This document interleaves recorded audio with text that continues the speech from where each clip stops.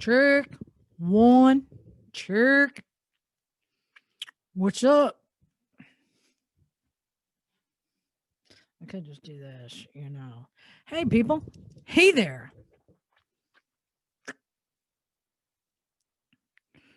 Here.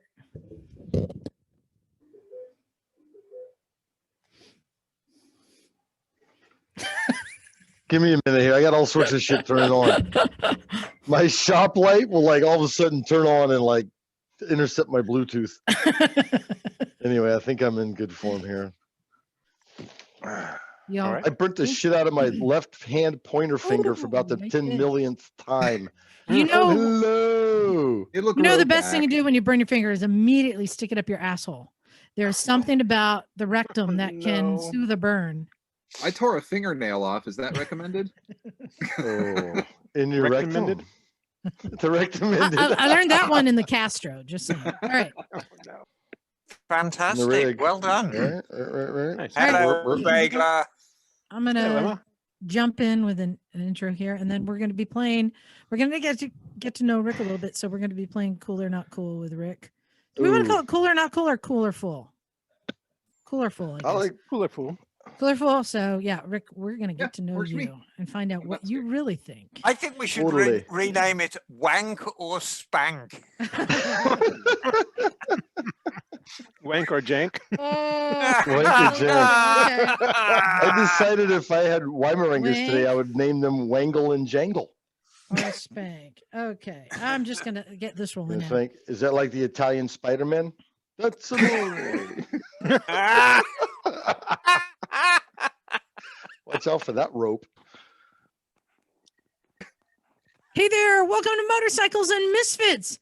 Coming to you from the Recycle Garage in sunny Santa Cruz, California. And boy, this is that time of year where we have our summer. People don't believe it, but we get our nicest days in the middle of winter for everyone else. And it was a good one. Hey, everyone. This is Liza. And you may say oh, quit bragging about your good weather and shit, right? But I'll tell you, we also had today an earthquake, or that was last night, an earthquake that knocked one of my motorcycles off the wall. And then today, everyone driving to the beach, there were two 6-foot big boulders that fell on them on Highway 17 today. Oh, damn. So there is a price we pay for living in paradise, just so you know. Whatever. Stay home, kook. Yeah. Paradise. You guys, it's crazy. Did you guys all feel the earthquake? Oh, yes. That was a good one. It was just suddenly a kick in the ass. Yeah, that was good. I made my own earthquake about that time in the morning. Thank you very much. Let's get to who God is with us tonight, because we've got some stories to share because we opened up the garage today. So let's first say, hey, joining us, it's Miss Emma. Oh, hello, darling. Hello. No, I'm thrilled to be here. And some say I'm a dreamer, but I'm not the only one. Oh, no, you're not. Absolutely. No, we had a good day today. We had a thoroughly agreeable time, and we're gonna talk all about it when Liza is finished with the introducciones. You know what would have made today a little bit better, Emma? Wank or a spank? No. Yes. If we were joined by Bagel. The Bagler! I know. I wish I could have been there. I wish you could have been there too. But I'm coming to you from the earthquake-free Oregon. Well, we'll see about that. Let's see. And looking fancy in his little beanie hat. It's Rick. Hi, it's Rick. Are you keeping warm up there in the frigid north of California? It's Auburn's a trip too. It was, cold as shit for weeks and weeks. And then about a week ago, it snapped and we got the surprise summer too. We were at 70 today, I think, at one point. I was like, what the hell ever? Man. But can't complain. It was pretty. It has been nice. Yeah. And also joining us from his shed, it's Naked Jim. Hey, what's up?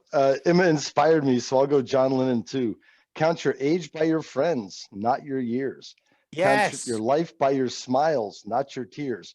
Unless you ride dirt bikes, then you will count your years and minutes by tears as they come out of your eyes as you're in pain on the ground. But anyway, otherwise, yeah, Oh, can I join in? Yes. sure. Imagine. Imagine. But it's so nice. Imagine this. The weather's so nice now. This is one of those weeks I would have snuck up to Big Sur and ridden up on Pruitt Ridge and camped out because no one would be there midweek because it's January. Mhm. Except it's all closed as we found It out is last weekend. closed. But I did want to share, I did go for a little ride yesterday. I know I got some flack last week for going for a ride. You know what? Hypocrite. Screw you. We're riding easy. We're taking it easy. Hypocrite. And we took the KLR 650s up into just the local hills here and went and discovered and found some more dirt trails and did some exploring and got to like jump a log and go through some mud and had a good old time. And of course, as every ride should include, there was sausage. You know, that's Nice. that's actually quite brave of you, Liza, saying the word sausage and log in the same sentence. It sounds So, like yeah. a Corlitos trip. It sounds like you're up in Corlitos. Yes. A Live to little ride, sausage goes a long way. ride to Little eat. sausage. That's our motto. Nice. Yes. But yeah, got out a nice ride with the KLR. One thing to note, and I wanted to share this with everyone. I am not a religious person. I'm not somebody who has, faith, so to speak. I'm not somebody who believes in many superstitions or any of that kind of stuff. But there is one I do believe in. And I'm going to encourage more people to believe in this one. Maybe you guys already do. But as we were getting ready to go on our ride yesterday, I had been planning on taking the 690 Enduro, which I have not yet actually taken out on a ride. I got new knobby tires on it. I've got it all kitted up, a new seat. I've like done all the things. It's ready to go. And I got on the bike to ride, started it, starts right up, fuel injection. Of course it did. As soon as I put it into gear, dies. Oh, what happened? Start it up, clutch in, holding the clutch in, put it into gear, dies. I'm like, crap.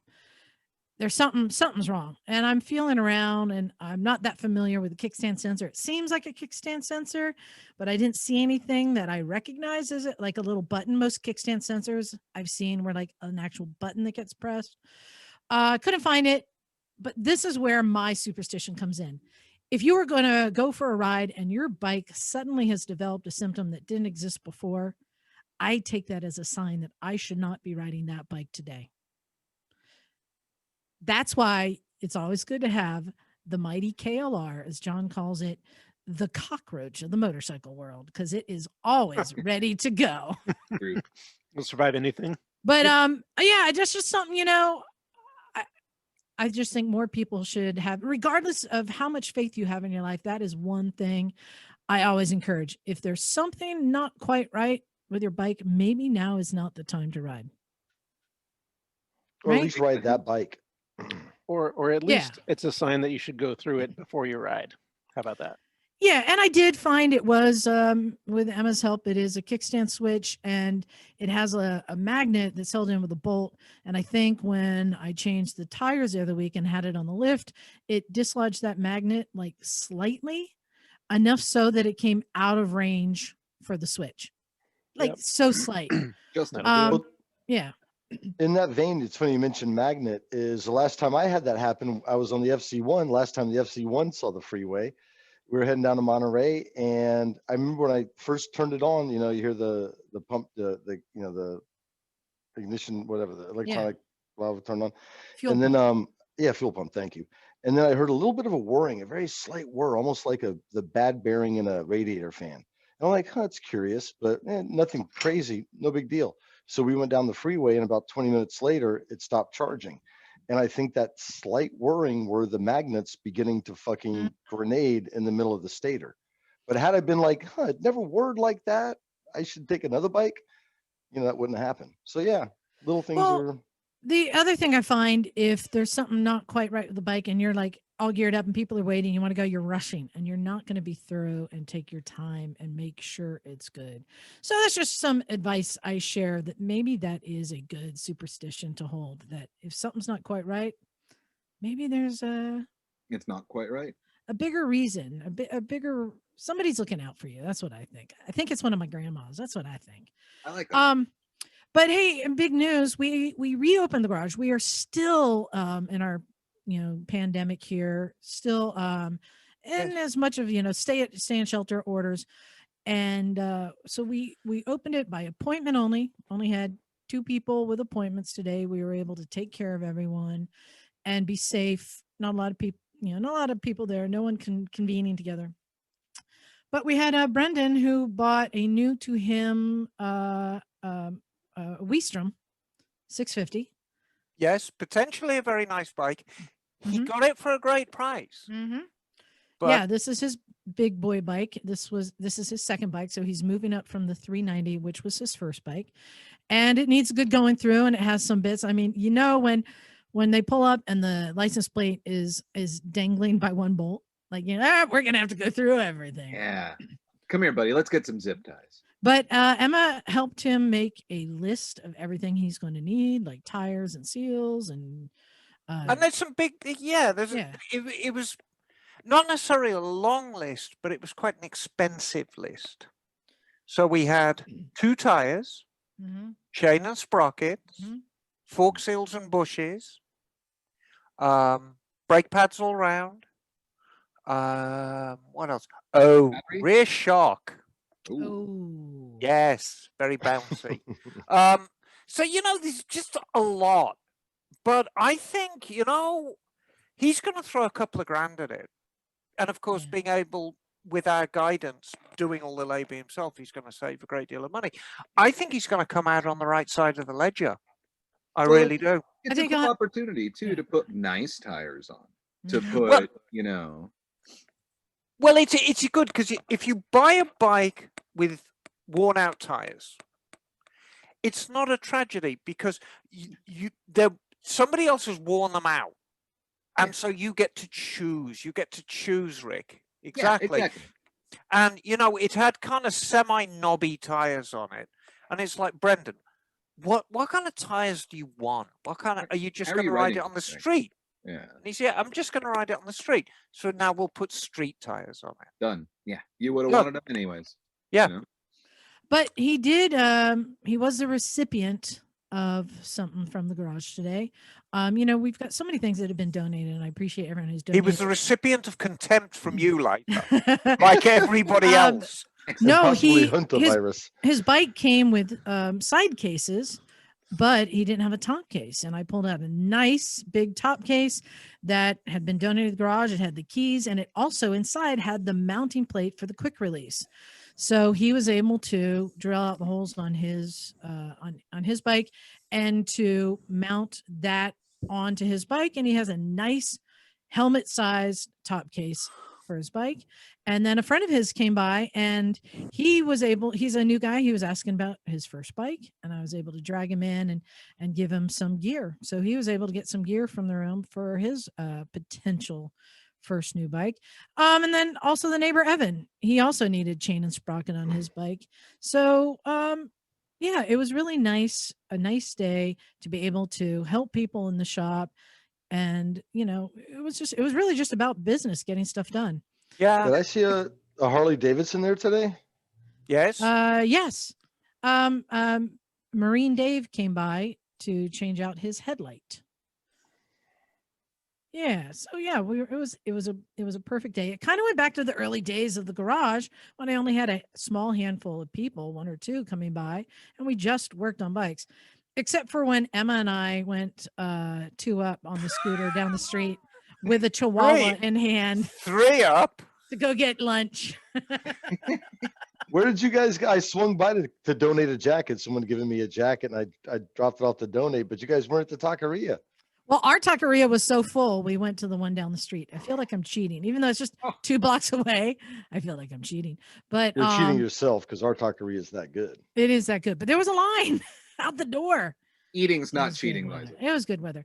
But you know what? It was a great day in the garage, and it's so nice to be able to just take the time and instruct someone and show somebody. Like I showed Brendan how to use his center stand. I showed him how to use the drill press. Like he didn't know how to use a chuck key in the drill press. Like to just be able to take the time and work with somebody and to teach them everything is such a great and fun thing. Who was it who did that? Who Which was is it? why I have the guest with us today who is also somebody who likes to teach. In fact, he doesn't know it, but he's going to be teaching somebody in this room soon, joining us all the way from the cold climate of are you in Cleveland? You're still muted. Yeah, I think you're in Cleveland. I'm sure you're one of Phil's guys, right? Yep, you are still muted, so you're gonna have to figure that out. But joining us is Steve Knoble from Knoble Moto. Yeah, still not working. Hello, how are you? There it is. Oh, there we go. There he is. Well Hey, done. hey Steve, All how right, you yes. doing? I'm doing good. How are you? Good. Yes, I am in Cleveland proper, and it is cold here. There you go. Blimey. All the things. We love to come there when it's warm. It's a great place when it's warm. Oh, we It love is. Cleveland in the summertime. Yeah. Yep. Well, AMA Vintage Days to be specific, right? Yes, exactly. That's July time. So, Steve, Knoble Moto, you want to Yes. tell everyone what Knoble Moto is and what you do.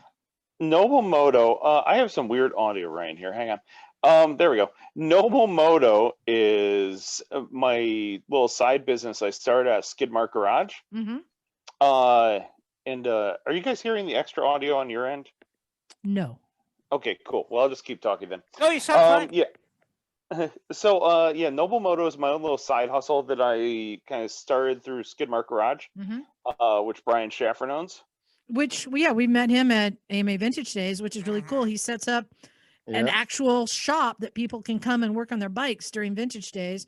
It's a nice co-op garage space. And I think, Emma, last time you were there, you kind of got sucked in and were working on people's bikes there. Yeah, that's right. I had a great time.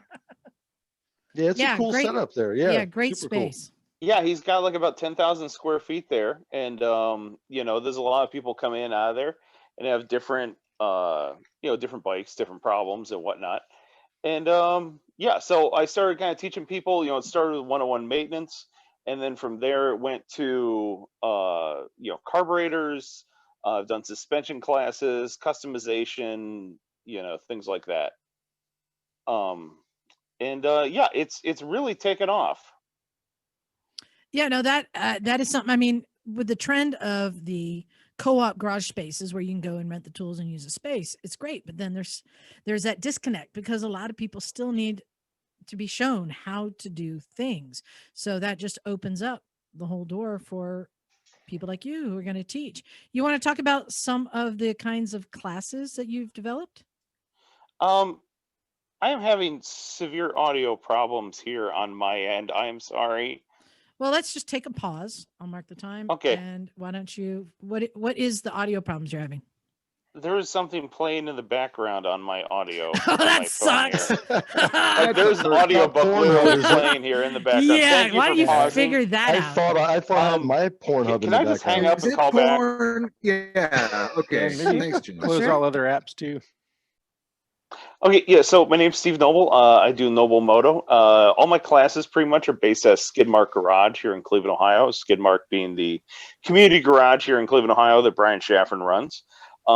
It started as just kind of a little like 1 or 2 time thing. I was going to teach one-on-one maintenance to people, some of the members of the garage, and then from there came a carburetor class Mhm. and suspension class, and I did a one-on-one customization class and some exhaust installs.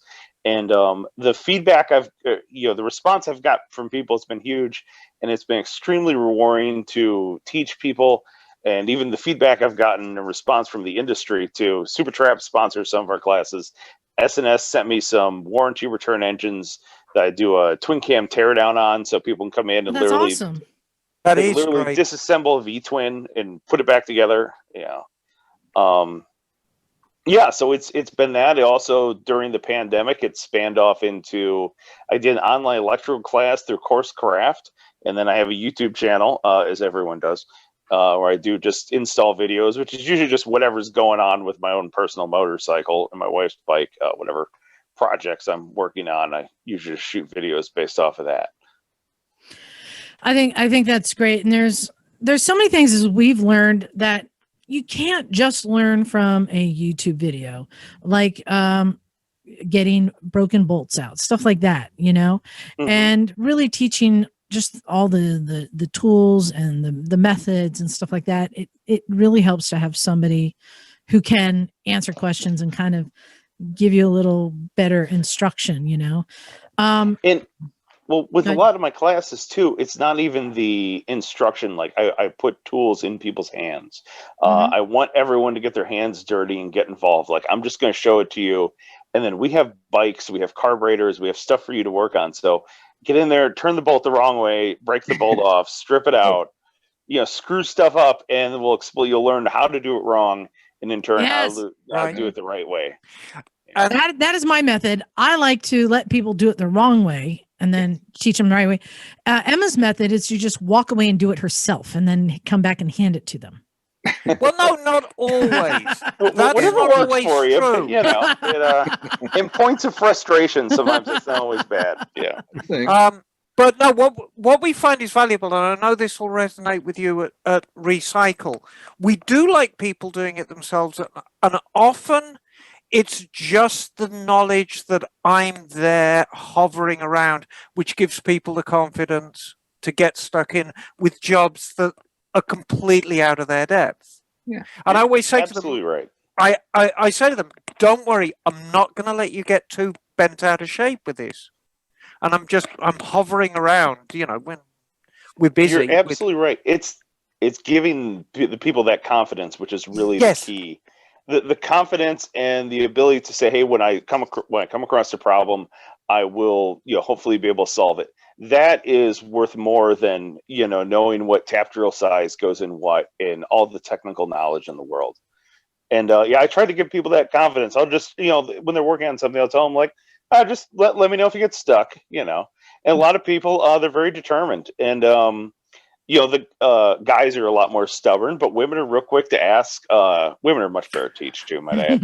Not to insult the guys who've taken my classes, but the women are so much better to teach because they go through there and there's no ego, and then they're just like, oh wait, what is this? Check on, am I doing this right? Yeah, you're doing good. Okay, good. And then they keep on going. And it's a great thing. I love it. And I'm a huge supporter of women riders. My wife rides, my aunt rides. So it's a big deal. And it's funny because having been in the industry for so long and recognizing that skill and confidence, you've got to carry both equally. Mhm. Women and guys carry that skill set differently. The women, certainly at the Recycle, tend to have a little less confidence, but in a lot of ways are actually more skillful. The guys are coming in with tons of confidence, but not necessarily quite the same attention to detail as the women. Do you find that? Yeah, absolutely. There's definitely, the women definitely will pay attention to detail more, and there's more of the stop of, are you sure this rider, especially on a junk bike that they're working on, they'll find things like, should this be okay right here? And I'm like, no, that was screwed up from when we got it, or that was screwed up from another class. Whereas a lot of other people come in there with a lot of overconfidence, and they still get through it, Oh yeah. But women definitely have a knack for this stuff. You know what? You know what women are better at across the board is they're not going to over tighten Making something. babies. No, they're not going to over tighten something. Did you go there, Jim? No. Before so- we even go to the making babies comment, I just had a woman in my twin cam class, and I was standing there watching her torque down the case bolts on it, and I'm thinking like, man, she's really pulling on that thing. And ching, she snapped one of the case bolts clean off this thing. And she starts apologizing. I was like, no, it's what they're here for. And I was like, hey, let me see that torque wrench. And I look at it, and it says, Pittsburgh Tools on it. And I was like, oh, well, There here's you the go. problem. You know, Thank I you, don't know who Harper. donated this, but this is now going in the trash. But Yes. they have the ability to break off bolts, believe you me. Yeah. But yeah, well, the we advantage And then was we took the engine apart, and then she got to learn how to remove broken bolts and to chase out threads. So it Well, was a learning experience all around. when we were helping Brendan today, he was tightening something down, and he's like, "How tight should I make it?" I said, "As tight as a 13-year-old girl would." And Ooh, he that's got good it. He now. understood what that meant. Like about there, like because guys are just fine in general. They just crank. Yeah. Pretend you're a Sure. 13-year-old girl. That's how much strength, and it works. But yeah, women certainly can. But in general, I find that women have a much softer touch on the wrenches, and sometimes it's the right touch. But it's great to hear that you do have women coming. So tell us about the kind of people that are showing up for your classes. I have had everyone from a 16, 17-year-old kid take my class, all the way on up to retirees that just want to learn things. One guy was a retiree that was a retired nurse for the VA, and he bought an old Triumph, wanted to learn more about carburetors. Mhm. I had a handful of attorneys take it. I had the CEO of a larger corporation here in Cleveland take it because he wanted to learn more about this carburetor on his four-wheeler. So there's been, the punk grunge girl, there's been, the old biker dude, every single person you would ever encounter on a motorcycle has taken this class, or taken one of my classes at some point or another. Everyone's welcome, and it's been fantastic. There's even been LGBTQ people there, everything. So this is my cue to insult a whole group Sure. of people. Insult the way I am. but- God help us. But I'm going to see if Rick will agree with me on this, because Rick is our big twin guy. Oh, I I'm a think- big twin guy, so I understand. I Go for it, think yeah. the group that needs this the most is the big twin group, because I hear all the time of people who have some little issue and they take it to the dealer and spend hundreds, sometimes thousands of dollars trying to find that squeak or something. Oh. And I don't know why so many people I know of are afraid to get on into their bike with a wrench and basic tools. This is the group that I think needs it the most and should, totally. because how difficult is a big twin to work on, really? V twins, the domestic V twins, are probably the easiest motorcycles go. I've ever worked on in my life. Rick, do you The- agree the- with me that people gonna are kick just the crap. afraid to get in there at all? Absolutely. Absolutely. I There you remember when the Milwaukee 8s came out and everyone was terrified of that. And then, Oh yeah, they'll claim the oil system was bad. Yeah, right, 'cause it changed something. Yeah, it was weird, and we had one fail, and they flew a guy out from Milwaukee, and it was like we did a stage 4 on it, and something happened, and he was like, "Here, put this oil pump in that I'm not going to tell you about," and then we do it again and put it together, and everything's fine. But the V twin stuff does break. That's the thing, and everybody's got to fuck with it. There's this disease with Harley Davidson, and I have it too. I mean, shit, it's a thing. Harley tags. Yes. Gotta put the pipes oh yeah, on, I got the air Dyna. cleaner. It's customized out. I understand. Totally. Did motor work to it. And so many people would benefit from knowing what the hell a torque wrench is. I mean, There to you start go. there. But to both of you, to Steve and Rick, I do work on Harleys, and Rick, you know that, and occasionally they'll come across my bench. It's not the lion's share of my work. And I agree that they're very, very easy motors. In a lot of ways, they're easier than my beloved Brit bikes. But they are quirky. There are absolutely definitely are a list of faults that V twins will suffer from, but occasionally they'll just throw you such a frigging random fault. Yeah. Like, I'll give you a perfect example. I had a tour glide come in with 0 oil pressure, just no oil pressure at all, and I thought it's the gauge. So I screwed on a manual gauge, no oil pressure. And to cut a long story short, what had happened was the right-hand main bearing had walked out of the case, and the crank was flapping up and down, and it destroyed the oil pump. Yeah, Whoa. shattered the little support plate. That was a low mileage engine. Yeah. Wow. Those cranks are not bulletproof. Those bottom ends. I'm really Right. sorry to say. And Mine failed for a second everything was time. in perfect condition. The main bearing, the crank, even the casing.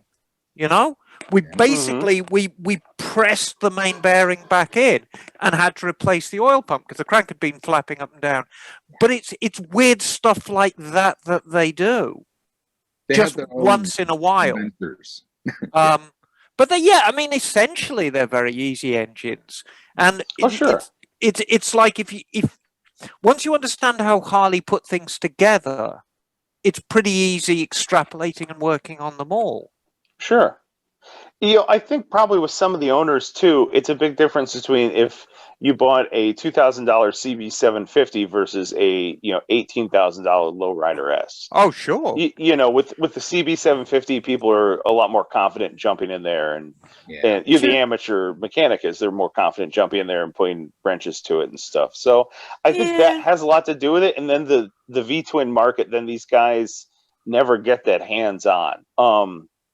And they're definitely welcome at the class. I bring my bike up there. I have a Dyna I bring up there sometimes because I always ask with the people that take the class, what kind of bike do you have, ahead of time. That way I can tailor it. So if I have a bunch of Harley people, if I have a bunch of sport bikers, if I have guys on old British bikes, they can I can tweak the material and then hopefully make sure I have a bike there, whether it be mine or like a friend at the garage or something for at least show and tell, plus the hands-on bikes. So they're definitely welcome there. Well, and that's why it's so great to have somebody like you, because I do know, as you said, if you're spending $18,000, you're afraid of messing it up. So as long as you have somebody there to kind of hold your hand, walk you through, there's so much that people are capable of doing.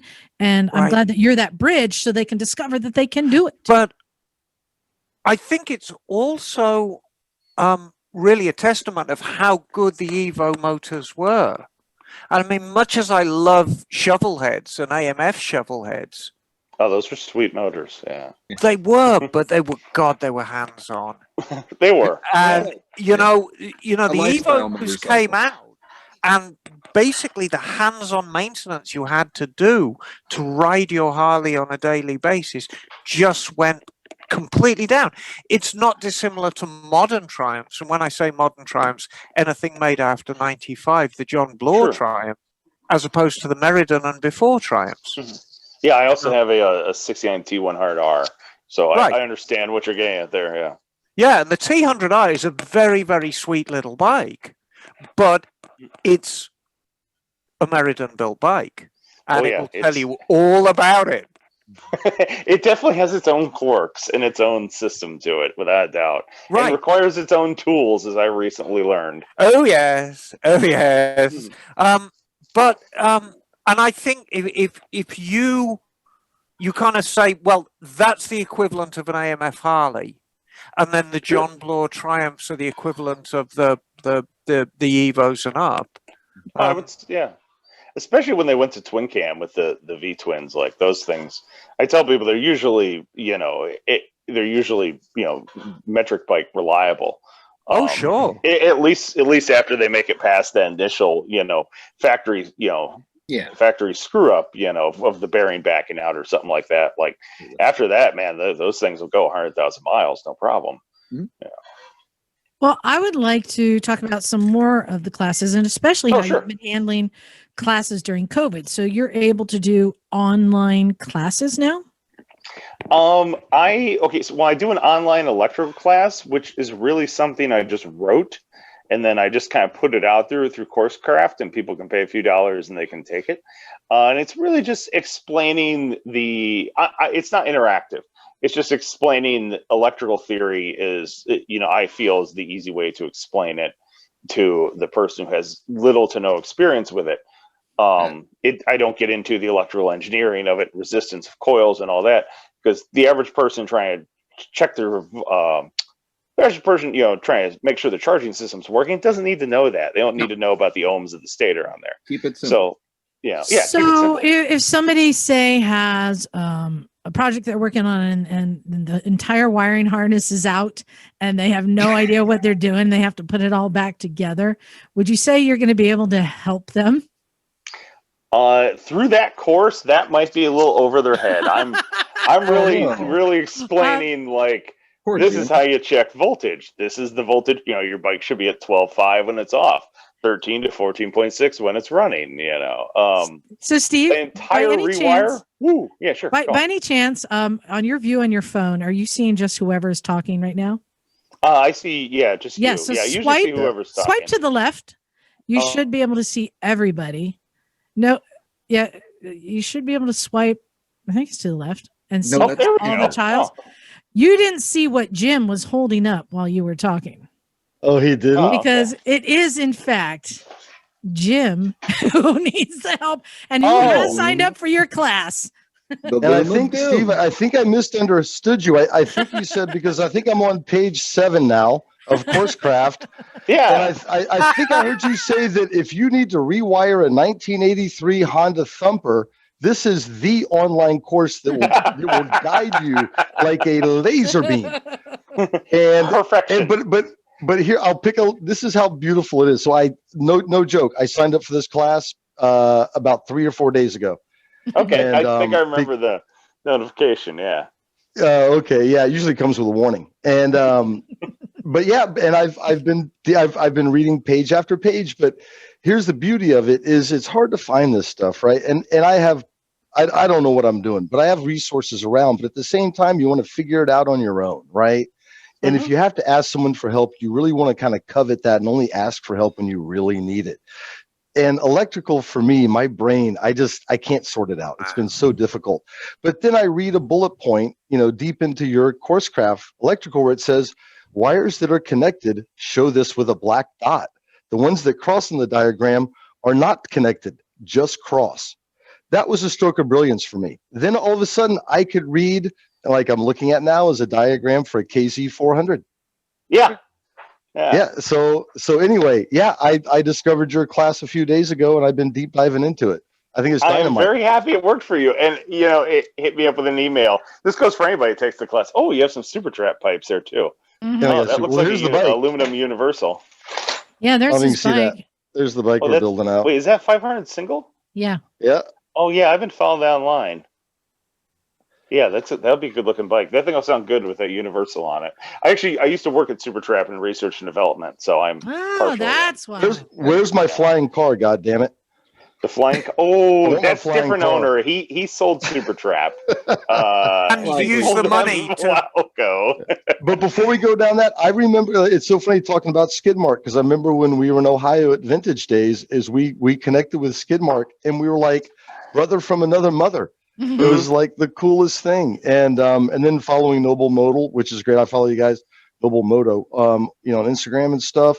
It's really cool. And when Liza told me you were going to be a guest, I was like, holy cow, that's so cool. Because what you do is Fantastic. so much like similar to we do. But then when it's like I was doing your electrical class, I'm like, oh my God. Yeah, I dig it though. It's great. It's so simple. You are literally the first person that has ever given me any response out of it after like I don't know, a few hundred people have taken it. I get like 0 email response. People are just like, thanks. And I'm like, do they like it? Do they Good hate it? job. I have no idea. Yes. I'm Dude, like, well, I I don't get nerded hate out. mail, so they must be doing it. I got the wiring diagram out for my Honda. I'm up with yours. I'm looking at the symbols. It was like you gave me hope. I still, Okay, good. I'm still like a turtle on its back, but you've given me hope. So we all are in some way or another. Well, and you know what, Steve, there's something that we like to do when we have a guest on. We like to give them advice they haven't asked for. So in this case, We're very good at that. we have mechanics here. I mean, Bagel, Rick, and Emma are all very good mechanics. I think this is an opportunity for Emma, Rick, and Bagel to maybe suggest to him some classes that you think he should consider offering. And we'll find out. Maybe he already is. So you guys want to hit him up with some classes you think would be good? What do you think, Emma? Yeah, I mean, you covered the 2 big ones. Consistently, carburation and electrics are the things that fill people with most dread. However, information contained about tires, and yes, fitting them. 99% of people who graduate from MMI do not know how to fit a tire properly. In my 101 course, I have a whole section on tires. I even have tires there when I have it highlighted on the side, and if I do shows, I take those tires with me. And the nice thing about these tires is like there's still a sticker on them, and the date code says they're like 12 years old. Right. So I can show people, like, you see this is a brand new tire. It's got the tabs on it. It's still got the sticker on it. But this thing is 12 years old. You know, you explain to them the date code, this and Exactly. that. And I tell them, this tire is garbage. If you were to put it on in the rain, it would be like riding in ice. Right. And that and adjusting the clutch are probably the two most attention holding things I have in the 101 course. Exactly. I did, for the Women's Rider World Relay, I did an article on tires and the information about tires. The information contained, you know, what's a nominal width, what's an aspect ratio, why is one in millimeter and another in inches, what are the old-fashioned, you know, the old-fashioned measurements of tire, what do they mean, what's a date code, what's a ply rating, and people don't know these things, and people need to know these things. For sure. So it's a perfect, you can go into as much detail. You know, tires black and round, right? Air pressure is the one I find myself talking about an awful lot. Oh God, yeah. Because people have no idea what to run, or somebody told them to run a lower pressure in the back, or blah blah blah. And I'm like, no. 90% of whatever the manufacturer recommends is a max pressure in your tire. 90% of that is 7 down to 75% is an optimum pressure range. So if it's a 40 psi max tire, put 36 in there. Mm-hmm. Do that. It will give you long life. It will handle good in the rain. It will, it will do all the things it is engineered to do. But that's my suggestion. You know, tires. Okay. This is your tangible lifeline to the road. This is where the rubber meets the road, and they're so misunderstood. And actually fitting them with irons and showing people how to properly fit them with irons. Because let's be honest with you, if you show somebody how to properly fit a tire with irons so they don't destroy the tire and don't destroy the rim, well, guess what? This is what people are going to be doing. Nobody's going to be buying hydraulic tire machines for their own garage. They're going to be buying tires and fitting them themselves and using a pair of tire irons to show them how to do it. And That's don't a good forget about idea. the tubes either. I've We have seen a tire Emma. machine at the garage. Yeah, that's but- a good idea. But show them how to run the irons. Sure. I've seen Emma do the irons only maybe twice total the whole time you've been there. I think, Emma, I think you keep that in your back pocket because you've been changing tires for a long time. I don't know if you want to talk about that history, but when you see Emma fucking change a tire in like 7 minutes with irons, you're like, you got the straddle technique. You're using your knees and your. You're doing yoga on that tire. That's getting the beats back on. Well, when I first started my very first job at a bike dealership in 1978, which was my very, very first job, it's like, you are going to be doing tires. I'm like, oh shit. And we didn't have a hydraulic tire machine. How crazy is this? This was a 5-star Honda dealership, and we did not have a hydraulic tire machine because it was 1978. I bet you had some biceps though. Oh, yeah. And so you'd get a CBX come in, you'd get a CB900 come in, you'd get a CB750 come in, and those early Comstars had a big bump. And you would have to learn how to, with the irons, actually pop the tire off the bead and get it off with the irons and not mar up those Comstars because they were fragile, you know? Sure. And it's technique. It's all technique. And teaching somebody that it's a fantastic skill for somebody to learn, because if you can fit your own tires at home, even the most reasonably priced bike shop, and I'm going to be the reasonably priced bike shop. You buy your tires online, you take the wheels off your bike and take them to your local bike shop. It's still going to be 30 or 40 bucks to fit and balance that tire on a loose wheel. And if somebody can do that themselves at home and then show them how, with a couple of axle stands and a rod, how to balance their own tire at home, that's real value for people. There you go. Agreed. Absolutely agreed. So I Yep. want to hear, Rick, what's your suggestion for Steve? I always thought, well, shit, Emma ruined my life and taught me how to take care of my motorcycle. In so many ways, darling. Yeah, I'm going to warn you, Steve, you're headed down a path, just so you know. Okay. Your life's going to get exciting. I always thought one thing that I learned with Emma that was cool was we would talk about kind of not arbitrary, but kind of like zoom out on shit. And to the point where it was, hey, gaskets. And it just fucking zoom out. And it was, these are paper gaskets. Rule for this stuff, suck for this stuff, blah, blah, blah. Here's a multi-layer gasket. Here's why this kind of gasket works. Here's why this one sucks. But the idea of being able to break stuff down to that, and I just scribbled down like, bearings and seals. Like a lot of people don't know the nuances of dealing with seals and bearings, or even in their transmission. Like when you got a bike up on the lift and you spin that rear wheel and they don't know what they're listening for, that's kind of a rad thing to empower people with, I think, too. It takes some of the mystery out of the shop, right? Definitely with the seals, you're definitely onto something there. And to give it's a shout out, something- Cometic is local and they've sponsored a few of my things cool. too. So And if they SS can has definitely a help me motor out that with that. and if SS has a twin cam that you're able to like blow the top end off of a couple times or something, it's like a killer opportunity to be like O-rings, gaskets, breather. There's all kinds of shit. Sure. Yeah, no, And I Emma don't will want to tell you- hog this. Oh, I'm sorry. I was going to say I don't want to hog this, but it's a perfect example. If you're doing, say, wheel bearing seals, Yeah. people kind of grease the lip and then grease the seal to help push it in. But in reality, you grease the lip and you leave the mating surface dry, because if you grease that, it's going to pop out again. So it's simple knowledge like that. And Emma will also tell you what is the best cereal box to use as a gasket. Oh, that's my favorite gas material ever. Cornflakes. Cornflakes box. A cornflakes Done it. box for a Triumph is the finest gasket material. The unit Ever. never leaked again. Is this pre-Hinckley Triumph we're talking? Oh, yes. Okay, I just bought a Q140 gasket kit, but I'm gonna put this in the back of my brain. So There you go. yeah. Well, and we have Bagel, our scooterist. Maybe Bagel. Let's see if he'll go in the obvious direction or if he's I've done some scooters hit us classes with a left too. turn. So Bagel. What do you think he should offer? Well, I've got a couple of ideas. I know you have classes on carburetors, but I was thinking that it would be really good to have some classes on fuel system maintenance outside of carburetors as well, because the rest of the fuel system can cause all kinds of problems between the tank, the fuel tap, the fuel lines.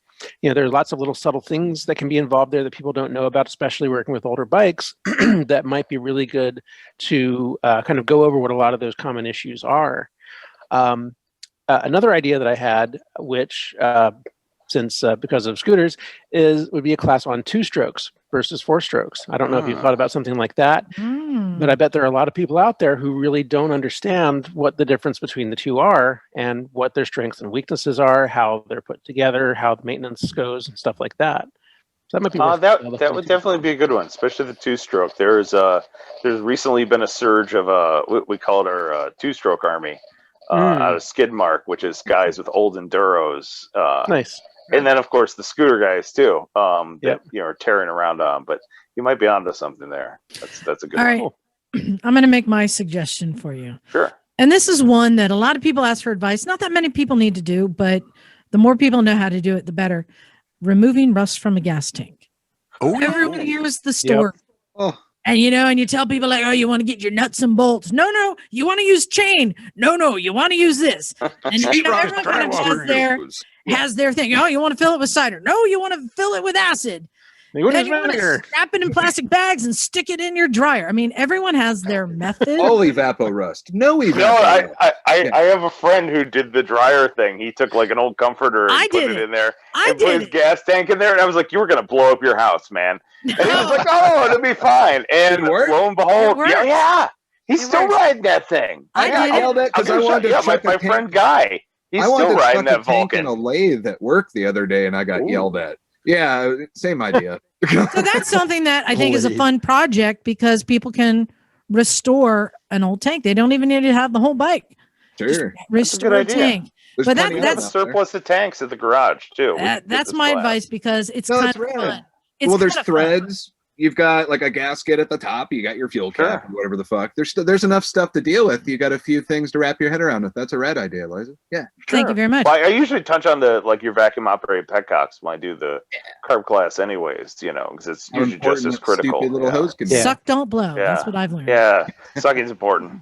Yeah. Jim, did you want to throw out some unwanted advice? Oh, me? Yeah. Oh no, but I'm kind of curious because You want to ask him an actual question then? yeah. Either or. Well, no, I'm kind of curious. Well, it's kind of like a question we get at the garage a lot lately, it seems like, and he has such firsthand experiences. If you were setting up a garage, like say a recycle or a skid mark or whatever, little neighborhood garage, what would be the first things you put in the garage? What tools would you have? What would you do? I mean, other thing, I'm outside just the curious obvious what of the your- workbench, definitely you don't have to buy new tools. Spend some time on your Facebook Marketplace, Craigslist, whatever. Buy a complete set of tools, a nice assortment of hammers, every screwdriver you can find, and then I would say your spray lubricants, picks, punches, nice clean work surfaces.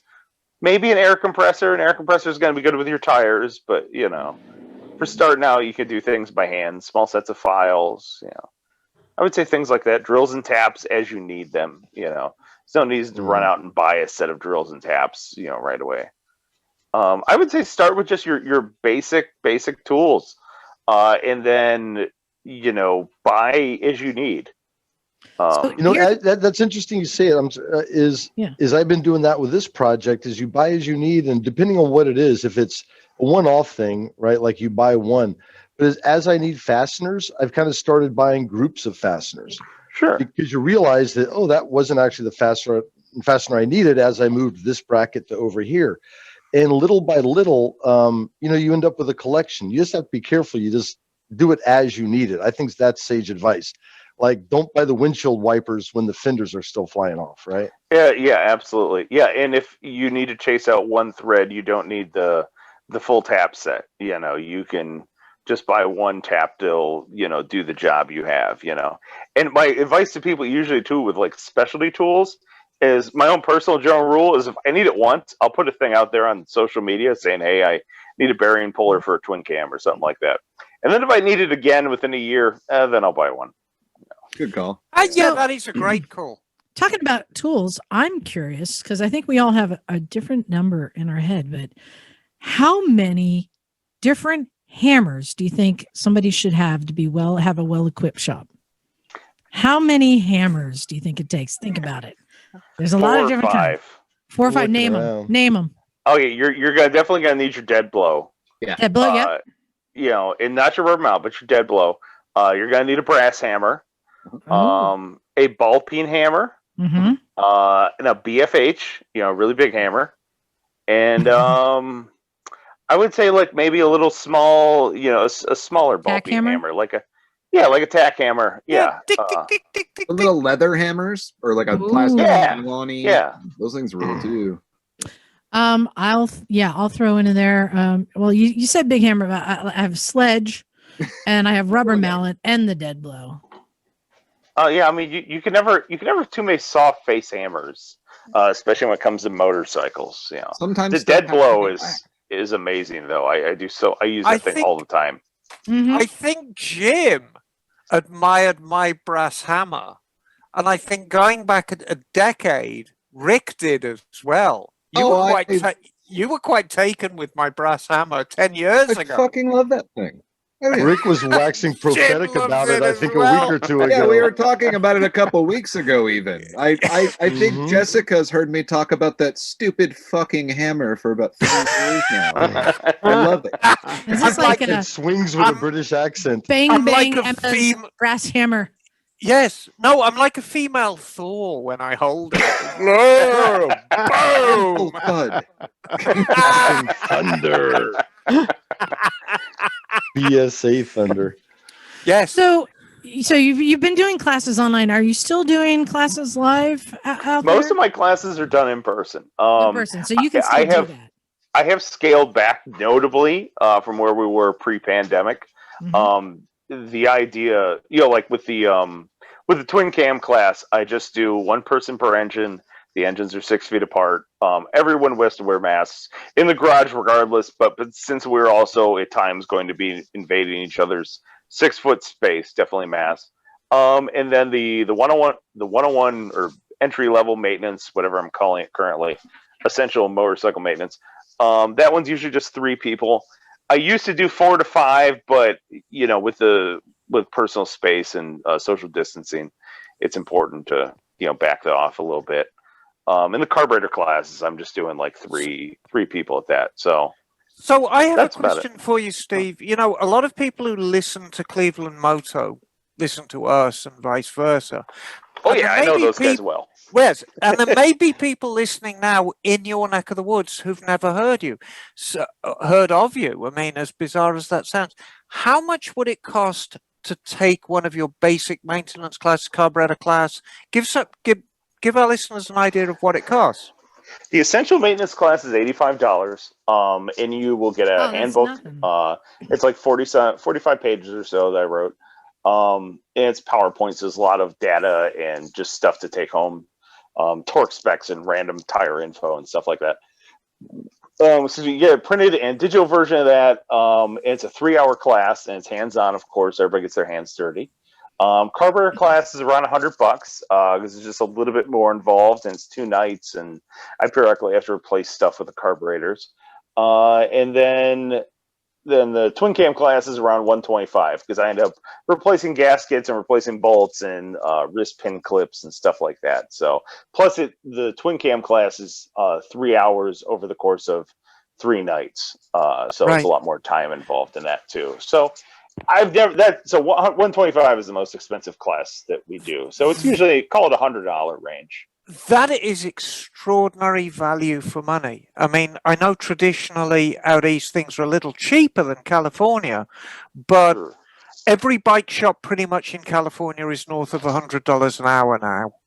The vintage shops are pushing $150 an hour. Ooh. So I mean, even around here, it's $90 to $100 an hour for the local mom and pop shop, and I think Phil over at Cleveland Moto is somewhere in that range. Right. So this is extraordinary value for money for somebody. And, we go back to the same thing. In order to equip somebody and give them that confidence that they can actually lay their hands on their own bike, it's fantastic. You're an angel, darling, an angel. I try my best. My wife tells me that sometimes. Okay, good-o. On a side note, I'd really like to go off on a brief tangent about that. I recently was talking to Phil over at Cleveland Moto. Oh, that was your first we were talking about. Yeah, I know. Oh, we were drinking, so it was okay. we were telling stories. What a surprise! I know. It's all good and well until the pith helmet comes out. Yeah. Luckily, it's like a mile and a half from my house, so I can walk home. Nice. Yeah, good luck with that, I'm sure. Stumble. Stumble home. Absolutely. Yeah, there you go. Yeah. We were talking about the effect of what I'm doing on the small garage shop. And I really didn't have a good answer for him at the time, but it to him or anyone else out there that's listening in the industry and says, "Oh, what I'm doing might be bad for the local shops." I know a lot of dealers make money on service. Is Peter, the great Peter Starr once told me, the thing we need to keep motorcycling alive is you need to get people involved in the passion. That makes them the 30-year owners. Right. So hopefully what I am doing inspires people to have more confidence in their bikes and go out and ride more and rack on more miles. So yes, the local shop, maybe you'll lose a few oil changes because of what I'm doing. But hopefully it will come back to you in tires and new bike sales and brake pads and riding gear. Because now instead of riding 2,000 miles a year, the motorcyclist has the confidence to go to that event on the East Coast or go down to the Smokies or ride all the way across the country. You build up and community. To me, with the community and the passion and the confidence that comes with, being able to travel on your motorcycle. Because to me, traveling on my motorcycle is like one of my pure passions, that and Kirby roads. The best thing about the industry is every single person has their place. Every single one, from the giant mega store that's got 20 different brands, who's generating all this interest and selling all these units, because of course the service shop doesn't want anything to do with them when they get to 5 years old. And then you get to the high quality smaller dealers like Phil's that work to a very, very high standard, but are a slightly smaller dealer, down to the mom and pop stores, down to the one mechanic working out of a hole in the wall, and then down to the own person's garage. Everybody's got their place in this fucking wonderful opera. Yeah, there's Sure. a niche that you're filling, and I think it's Yeah, great. absolutely. I would like to know, since I think you align with what we're doing, is trying to help keep old bikes on the road by teaching the Absolutely. people how to maintain and make them safer and better riders. I would like to know what you think. If you had to pick one, what is like the one perfect project bike that somebody can pull out of somebody's yard and learn how to do everything on? Ooh, the one perfect project bike. Mhm. It's hard to pick between two of them. Oh, okay. I'll So allow that. my personal preference, if you want to ask Mhm. me what I would be the perfect project bike, the Harley Sportster. They're easy to work on. Oh, They've okay. only ever made like 3 Sportsters. Totally. So the parts are abundant, and they're easy to work on. And that, Forgiving. and if you, yeah, they're very forgiving. If you can think it up, somebody makes parts to do it to a Sportster. Right. So I think that's a great bike for people. The Okay. other bike would be the CB350, because Mhm. there are literally something like 1.4 million of those things out there to work on, and they are also simple. They are super cheap. We use them in MotoGo, Brian's nonprofit, and they're amazing little machines. And I've ridden them down the highway at full throttle for half an hour, and they don't even seem to know it. The bikes just don't bat an eye at it. They're invincible little machines once you get them right. So I'd say that is great. That is a great suggestion, and that's a bike deserving of being saved. What you got, Jim? I have another project question, right? Because we Sure. love Ohio and we love AMA Vintage Days. I have a dream. One day we will return. The Misfits will come in force to AMA, and we're going to bring Charlie and someone else that likes to ride fast. I want you to hear my idea and tell me if this is great, and then give me some advice. We show up at AMA with no money.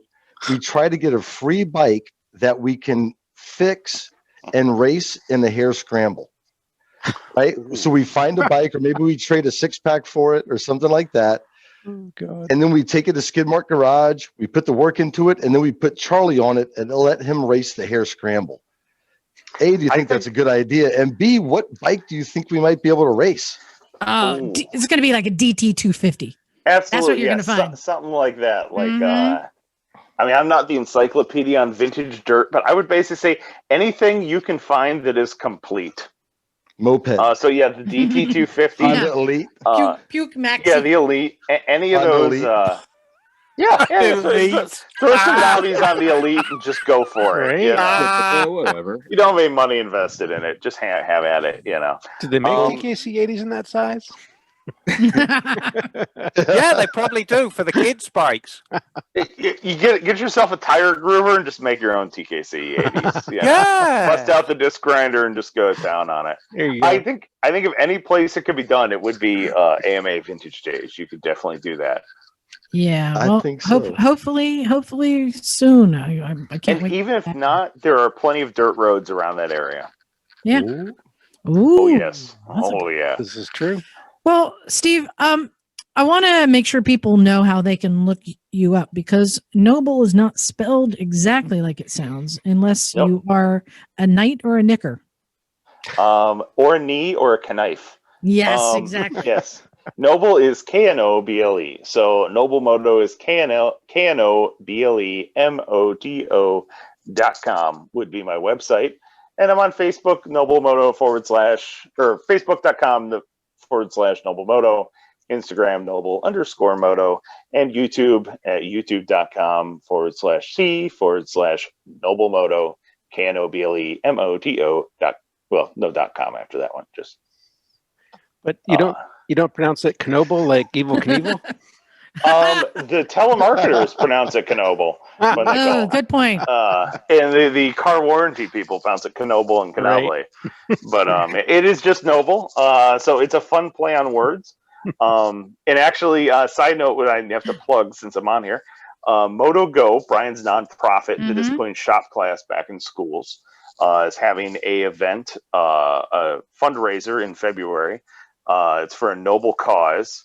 But them being the noble cause, but they're also being sponsored by Noble Beast Brewery, a local brewery that does not have the K. And then, of course, I'm involved too. So, we like bad puns. So if you're interested in a side note on Moto Go, that is, we are basically set up with a couple local private schools and charter schools, and we either have the kids come to the garage or we take the bikes to them, and we take CB350s in the classrooms, and we put wrenches in these kids' hands, and we have them tear them down, regasket them, reassemble the things, and they absolutely love it. And then at the end, they get the kickstart bike, and it's far more interesting than working on a lawnmower for these kids. So they get shop class, they get to learn how to use tools, they get to break things. And with some of these kids, it's the most amazing thing. You can see their futures change, see the light bulb turn on. It is the most rewarding thing I've ever been involved in. I like it. Nice. I absolutely love it. So if anyone else is listening, check out Moto Go Cleveland too. It's very cool. And in fact, we weren't going to announce it yet, but I'll go ahead and announce it because no one else here knows. The Santa Cruz Moto Film Festival that I'm currently working on for May. Each of our film festivals, we pick a nonprofit that we raise funds for, and we have chosen Moto Go to that is fantastic. Does Brian know? Exactly. Yes, he knows. Does Brian? Okay, cool. Yes, he knows. I'll probably see him tomorrow, so we'll bring it up. Yeah, so we're going to be working out all the details on that, but that's who I love so much what's happening there that we are going to be raising funds towards that. Fantastic. Help fund some of the classes. Well, Steve, I wanted to thank you for coming on and sharing your knowledge. But I truly love what you're doing and figuring out how to help people online. Like Jim here is pretty cool. Great. Yeah, I nerded out. Jim, if you have any questions, just shoot me an email, Jim. We'll sort things out. Yeah, no, for sure. Yeah. Anyway, it's nice to see something that's so easy to understand. And not to get back into it, but very shortly into the lesson, you get into troubleshooting, which is really what we want to plug stuff in and then see why it doesn't work. You don't want to hear theory on whatever. I do this stuff I'm a millwright by trade, so I do this stuff for a living at my real job. And I've heard a lot of people explain it and they go overboard in the tech and all that stuff, and you just confuse people. Give them a basic theory of what they're doing and keep it in the realm of what they need to know to fix their problem. Right. And that's what I try to do with the electrical and then all my classes. Keep it simple. It's funny that this subject came up last week with somebody who's starting a co-op garage, who's an engineer by trade. And, my advice to them was just keep it as simple as you can. Take the standard that you want it fixed to and just back it off. Just back it off. Let people fall over a little bit and don't micromanage it. Absolutely. Because when you do your own job, like when I do my own job, it has to be done to a standard. But when people are just starting out, they're going to make mistakes. They're going to make a horse's ass of it. And, what's interesting? If that stresses you out, it's going to stress them out. One of the biggest things I've learned, from you, Emma, and everybody else, and it's helped me tremendously, is just use a 1/4-inch ratchet, a 1/4-inch socket.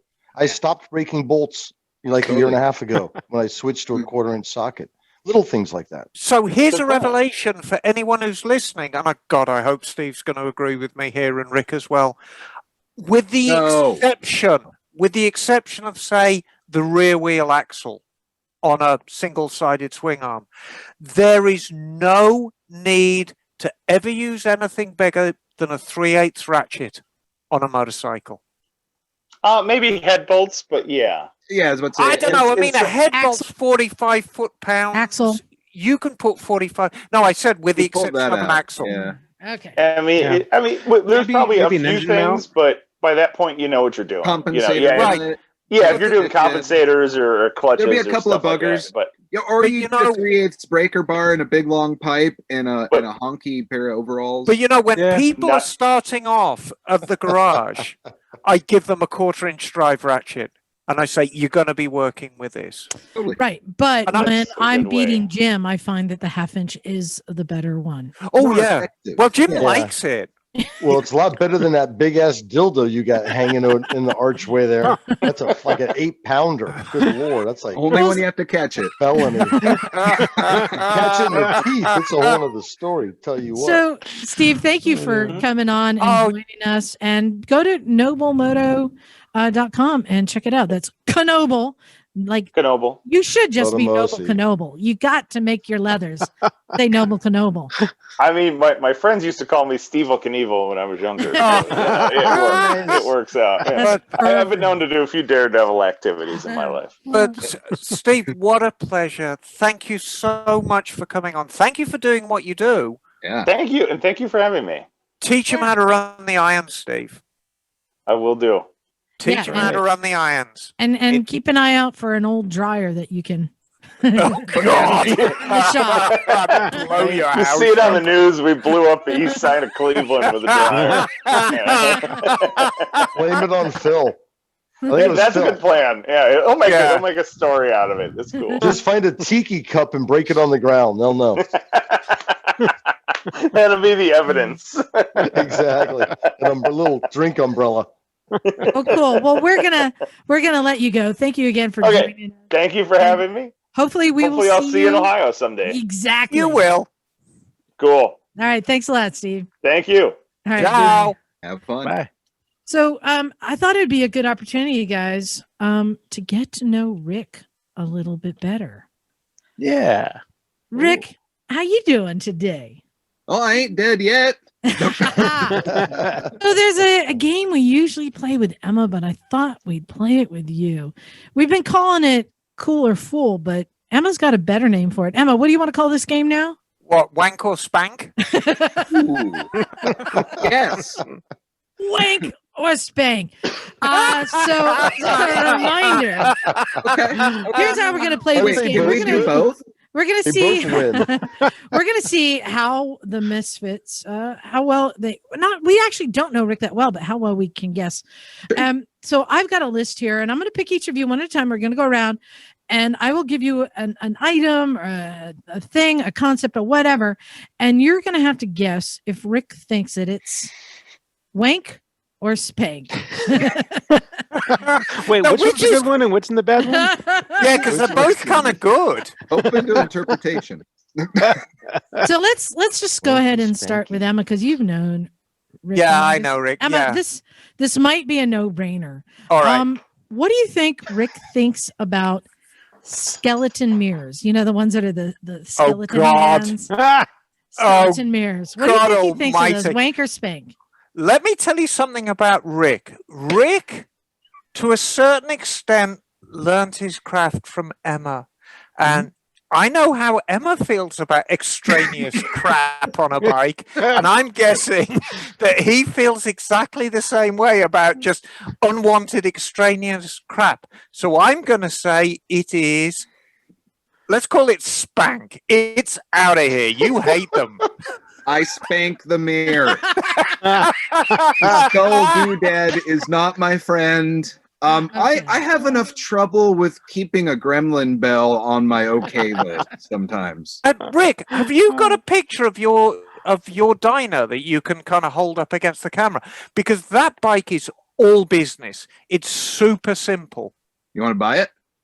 No, You want to trade for no, it? what you While you're looking that up, let's go on to the next one. Okay. Yes. Bagel. Yes. What do you think Rick thinks about LED underlighting on motorcycles? Poker. I'm gonna say Spank. Rick, what do you think about LED underlighting? They have been called chicken lights and lizard lights and all the good stuff, and you can call them whatever you want. I still don't like them. Oh, good right. call. You know, I'm all for LEDs and I'm all for extra and I'm all for being seen in safety. I'm the first parts guy that blows it and tells people how cool stuff that does not make their bike go faster can be. You know, so to me, those things, it's extra shit. You know, what I've noticed that really sucks, I don't think a lot of people realize, is in a service aspect. When you put all that extra shit under your tank with like 3M stick-a-tape, and you might not be thinking that maybe this tank needs to come off one day, or maybe someone needs to work around it, you just put a rat nest of shit in their way. And hours of extra labor when someone needs to work on it. Between those and the hot toppers, the little chrome doodads on the nuts everywhere, like they look rad and they're super clean, but like sometimes when you take them off, they ain't gonna make it back on either. Extra stuff gets a spank from Emma. Right. And actually, I just remembered, Rick, please forgive me. I want to put this in because otherwise I'll forget, and it's important. And you are going to nod your head about this one. Everyone who's listening to this podcast, when you are bringing your bike in for a service, dear God, don't fill up the tank. Because I'd rather have it empty and have to fill it up to go take a test ride. Yes. Right. Because I would put a quarter gallon in. It's heavy. And if you're bringing your bike in for a service, especially if it's a valve clearance service, and I'm a 60-year-old woman, if you've got 5 gallons in the tank, I'm struggling with it. So please bring your bike in for service with an empty tank. I will spank the empty tank, and I will spank the superfluous mirrors. And I think what was it, Bagel, that we just spanked as well? A spanking. Bagel, what is it, the spank? The LED underlighting. Yeah, the LED. Yeah, totally. Okay, how about this one? Jim, what do we got? Oh, yeah. what do you think he thinks about yellow motorcycles? I'm looking at his beard right now. And I'm like looking at his beard and I'm trying to like get in his I know head. the answer to this. I know the answer. Oh, yellow motorcycles. Oh, I don't know what I still don't know what wank or spank means. But aside from that, Wank is good. Spank is not as good. It's naughty. Unless it's Tuesday. And then okay, What do you think he thinks? here's what I'm gonna say. I'm gonna say normally he would be like, no, fuck colored motorcycles. He's all black and fucking chrome and all that kind of shit. But I think he's got a fetish side. I see the yellow card heart. I see the yellow card heart in his beanie. And I think he has a yellow fetish. Ooh. So I think he wanks the yellow. Yellow, for the longest time for me, was the color of cowardly things, being yellow. And it always had a big no. But I will say, however, buckskin, or a tone in the tan world of yellow, those colors have totally grown on me too. A lot of the vintage Harley, like in the 30s, a lot of those deco, like that paint was bitching. Those colors were so neat. Yeah. You know, and you see a lot of those, like it looks like single stage tractor paint. Great. Yes. Greens, you know, funny colors that we're not used to. You know, people joke the old Nazi car colors, right? It's all the German stuff. But like you look at old Porsches. Yeah. That color. And you know, it's worth remembering that, you know, everybody who loves American V twins, really their dream bike is a late 40s Indian, right? Chief. Yeah. Everyone loves late 40s Indian That's Chiefs. That's the classic. Yeah. But they came in the most vibrant colors. They came shit. in yellows and turquoises and the most blue, vibrant red. blues. Yeah, exactly. The owner of my shop just sold a 1911 single pea shooter, and I think it's a late 30s Scout that's that beautiful blue. It's that Indian color. Well, my Facebook profile is me sitting on Chiefy. It looks like that bike, that color. Yeah. 48 Chief in I know the what you're blue. talking about. Yeah. Yeah, Is that the blue that drips leather tassels? You might even know who bought it. It was our friends of Thunder Roads up here. Oh, yeah. Gary and Mary. Oh, yeah, I know. Yeah. Yes. Small They are industry, cool small as world. Shit. Yeah, they came into the shop one day and busted me for doing this podcast. And they went ahead and got a few and adopted them. And yeah, we got some really cool vintage stuff they'll be hanging out with. Oh, Well, that's fantastic. I just wanted to weigh in that a friend of mine had this bike, and I thought it was the ugliest stock Harley I've ever seen, and it was a yellow Sportster. And Oh yeah, this yeah. is just a horrible yellow. It doesn't work. It's a horrible yellow. No, Yeah. and even if you had like black fenders and just a yellow tank, it Yeah, still just so looks like I'm with you. Let's Hulk Hogan it. It's if the Hulk color of Hogan rode that cowardice. thing, it'd be boss as fuck. All right, no. We want blue. We want this. There you All right. go. let's Oh, do that's even more let's bosser. do another round. Emma, what do you think Rick thinks of truck nuts? What? Truck nuts.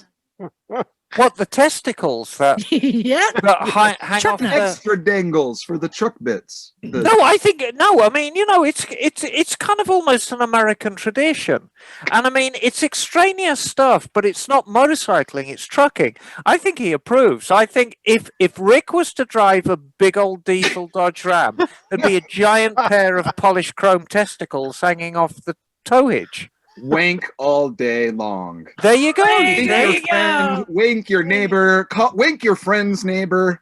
You know, I bought a Suburban from Emma 14 years ago. Oh, God, with an a 85 454. giant 454. Wow. You know, the Clark Griswold of Suburbans. And believe it or not, that had some truck nuts on it. So you nailed it, Emma. Great job. All right. you know, I'd actually have truck nuts on the El Camino if it didn't ride so low, because they'd be dragging on the ground. all right. You should Bagel. put curb feelers on it though. Yeah. What do you think Rick thinks of a stretched Busa? Ooh. Ooh. Because that's not really Rick's wheelhouse. I know. So I don't think that there's any sort of insult that would be perceived by doing that, but it's a ridiculous thing. But is it ridiculous cool or ridiculous just ridiculous? Mm-hmm. I'm going to say Spank. I'm with the Spank that Spank monkey. too. I appreciate the engineering. Like, yeah, that shit takes work. You know what I mean? You're aligning a chain that you've now effectively made like 3 times longer, you know. Right? Are there 6 master links in there? How the shit do you pull that off? I don't know. But, you know, when done right, I get it. You're keeping the thing from turning into a pinwheel flipping backwards, you know, but I'm going to say Spank. You know, not my fave. Not my fave. All right. All right, Jim. Well, first I'd like to suggest an offshoot of this game Yeah. because we do love game shows. We should have Rick, and then we should have Florida Rick. Is there a and pose counter the Rick? same questions. I like this. I think Florida Diversity in Rick's mix. Hayabusa question may be slightly different. Anyway, You know, what were you people from asking? Florida have a different opinion on the Hayabusa. I get it. I've been there. I've seen it. Especially with LED lights. So, You know, all right, and Skullman. Jim, what do you think Oh. Rick thinks of Sons of Anarchy? Well, I think that's pretty easy. I think he would, if it was Russia 300 years ago, he would hang the family publicly and then burn the chronicles of their history so they would no longer remained as part of our existence. That'd be my guess. Except for that tramp step. Don't you have a tramp stamp tattoo? I'm like sorry. Was that a wank or a spank? Oh, yes. I don't think he likes Sons of Anarchy. I That don't would still be- get the wanky spanky thing, man. It's kind of the same to me. I like them both. The negative of the two I'm going to go with. I watched every stinking episode. I totally gave it a whack. Hell yeah. Did you whack it? I You whacked it to the Suns. I gave it a whack. Shit, yeah, dude. I'm not gonna lie. And you know why? No. Because we've all watched Married with Children, and if you're not in Yes. love Yeah. with Peggy Bundy, Peg Bundy. you're an idiot. Oh, Like that. Her and Fran Dreschler, but I don't need to go off Yeah. of those. okay. So that's a wank. Wank? I'm gonna say a spank. Oh. You know, You can wank and spank the I Fran. think it created like an influx of the squid thing that might have been a little, hey, everybody go buy the Medina and put the T-bars on tomorrow. You know, it kind of Right. It did help. It did help the meme industry, though. absolutely, and All right. boys need drama on television as well. And that seems like who it was shooting for. And as a side note, not everybody knows this. Are there any fans of Futurama here? because she does the voice for Leela. That's right. That's why Yeah, her how good. voice is She so is good. Leela. I love Leela. What a Yeah, amazing- well, Heard her that's sing? Oh, yeah. ooh. You're All right, listening to Peg Bundy. All right, let's do just one more pass of this. Emma, Yes. what does Rick think of Can-Ams? Can-Ams? Can-Ams. Are we What the talking a spider or a Yes, full? Can-Am spider. Oh, yeah, you see, now there you go, Can-Am Spider. I think I'm going to stick my neck out because all I can think of with Rick is what I think of them. And when I think of Can-Am Spiders, I think of Tyler Risk. And she wouldn't be out there getting bugs in her teeth if they didn't exist. So they're okay. You nailed it. That's exactly perfect. Wank, wank, wank. Three-wheeled things, I think, are important in the two-wheel world because some people just can't. Right, and our Yeah. friend Tyler, who you don't know, she had an FZ1, I believe, big Yamaha. Yeah. A truck doing a turn basically ran her over and degloved both her legs. So that's it. You know, she's Sure. got no strength left in her legs. But she still loves being out there and getting fucking bugs in her And teeth. that'll get her in the wind. Absolutely. There We you go. had somebody literally donate a motorcycle to the shop I work at recently. It was this older lady that's been riding forever, and it's too heavy, and she can't do it anymore, and she just doesn't want to ride anymore. And I went and picked it up from her and shared some of the coolest stories, you know, brought that thing back and thought to myself, like, that's the hardest part for me in my job is I called it the hospice angle. Because it's you got people either aging out or aging Right. into a three-wheel thing, or you know, you have a change and it might not be something you want to do, you know, Yeah. and that's always such a touchy, hard one. So to me, if all they need is a three-wheel solution to keep having Right. fun, yeah, all day long. All right. So, Bagel, what Yeah. do you think Rick thinks of the Honda Cub?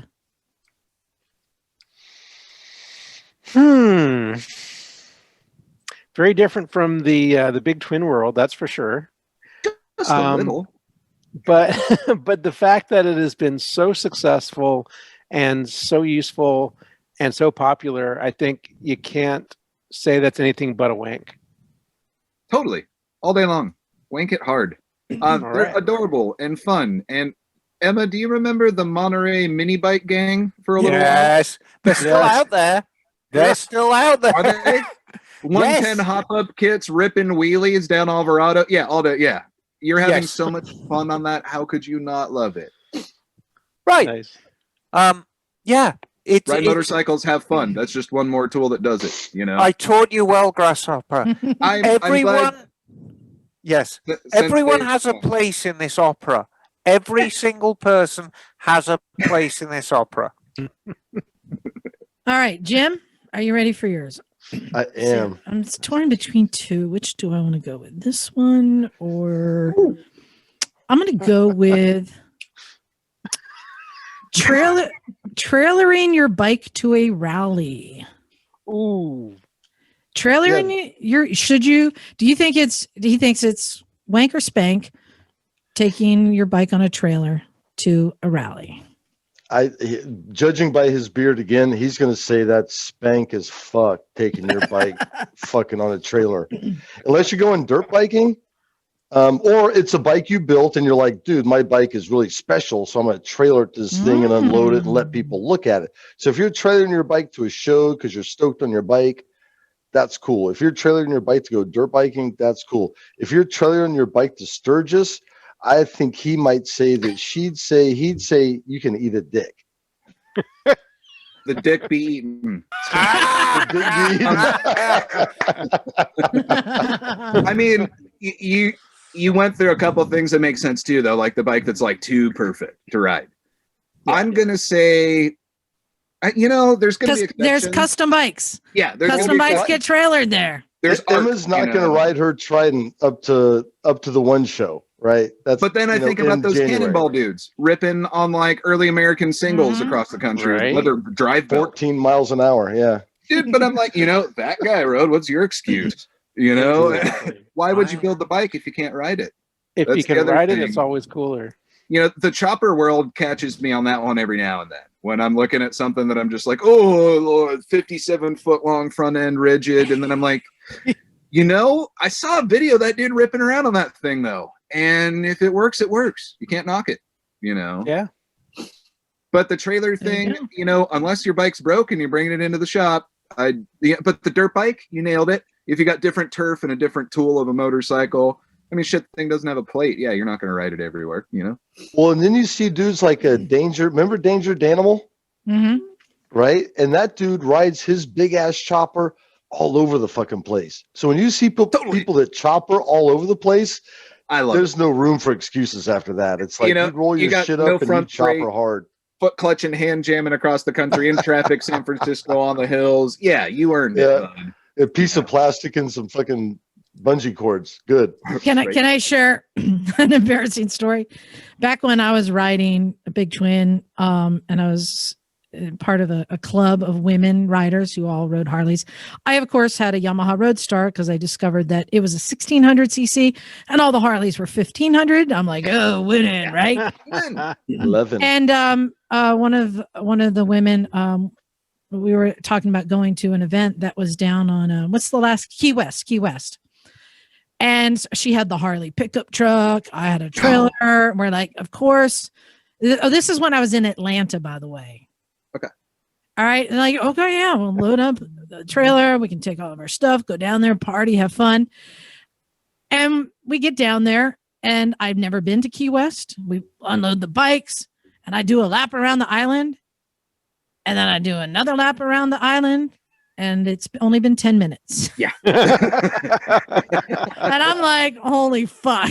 So Can't believe we A just long way trailered our down bikes to Yeah. Key West to do 5-minute laps around the island. I shaved my legs for this. Yeah. Totally. Well, that's when you immediately ride back to Miami and pick up an 8-ball. Hey, there's always plan ball. Yeah. Playing ball. There you guys go. Now we learned a little bit more about Rick and what kind of a guy he is. And I'm sensible, thanks to Emma. he's Rick trained is you a well. solid cat. Oh, I got a question. I don't think we've asked Rick. Yeah. What's his UTB? Oh, haven't. UTBB. Whatever it UTV. is. I just UTV can't squared? say. I can't say the His words. It makes me urinary feel tract awkward. bike or his up the butt Yes. bike? Yeah. It makes me feel awkward. Don't make me say it. UTBB. My a good question. uterine What is your up the tactile butt bike? breast. My up the butt bike, because I thought about this Ooh. as a listener many years ago. Mine is right Um, behind me. I That hope you Harley didn't right think there. of Liza at the same time. That's Yeah. mine. That's right. We had the man to talk about it too the other Yeah. day. Yeah. Yeah. I'm gonna go back and I'm gonna pick another Eric Buell bike, the FXRD, well, the Grand Touring edition of the FXR. That was one. There's a couple of years and a couple of colorways that drive me pretty wild. Not yellow. Nope, not yellow. There's one that's a maroon and gray. That thing's super awesome. And there's another one that's a gray and like a deep blue. And those were ones that came with the side hard shell, the clamshell bags. You had the top pack in the back. You had the lowers. You had the whole full fairing, the stereo, the Cheeto holder. That thing was meant to put the woolly seat on and ride. Hold on. What is a Cheeto holder? Just doodads, tchotchkes. You got your Starbucks container device on there. Oh, yeah. All your stuff. But this thing was made to be the couch. But the thing that was funny was Eric Buell designing it. You had the couch that ripped. It stopped. It handled. We were putting Evos in those things. You could put a bolt-in cam in that thing with a Mikuni, and it just jumps. Wants to have So all. is that was that the Eric suspension, like the frame and suspension? And that was so the triangulate, the whole design and the way that the motor was mounted in it too, keeping it from laterally moving, as I was understood, was the thing. So on a Dyna on a twin cam, that rear mount on the transmission is grabbing your swing arm. So if you have a totally clapped out motor mount and the bike up on a lift, you take the top motor mount out, you could actually grab the top of the motor and go back and forth, and the whole rear wheel's flopping around like this. So people talk about the death wobble. That's like a great way to wrap your head. Like Steve was talking about the classes and stuff. You know, that'd be one where it's like, oh, hey, this is what your motor mounts do. They stop this shit, you know? Right. But yeah, so Eric basically figured out a way to keep the lateral movement from happening. So now when you're in a turn and your gyroscopes are doing this thing, it doesn't start wanting to walk and do all this weird shit. So my up the butt bike would be, yeah, the big touring couch that our friend Eric Buell designed. Nice. Nice. Yeah, Good absolutely. Well, I think we have time for a couple emails. Bagel, I emailed you one if you could get that ready, and I'll read one right here All because we have somebody who needs some help. And this is pretty broad, so I think we're all going to have to help out here. So this is from our friend Jim. And he says, hi, I'm 52 and have owned many motorcycles in my life, from dirt bikes to cruisers. They've all been Hondas or Yamahas and have all been great. My buddies mostly ride metric too. Well, I'm in between bikes in the moment and want to buy a cruiser or tourer for my wife and I to put some 2-up miles on. The main contenders range from the new Rebel 1100 to the redesigned Goldwing, or maybe even an Indian Scout. But these days, the bikes I love, the aesthetics of, are Harleys, especially the 114 Road King and Heritage Softail. The problem is I'm nervous about their quality and power to weight ratio. I've never ridden a Harley in my life, but they look and sound beautiful. I don't trust advice on the internet. People are either in the Harley clique or they're not. But I do trust you guys, so advice is appreciated. He says, also, I love the podcast. Got hooked after seeing you guys on Ride with Norman Reedus. Yay, another one. Cha-ching. Nice. Cool. So that's quite a broad range, especially when you're talking between a Goldwing and a Rebel 1100. And a Right. Scout, Yeah. which is not that And a size. Scout, which Okay. is not a good 2-up bike. Let's deal with the Scout and the Rebel first. The Mhm. Scout's not going to be big enough for you and your wife, Right.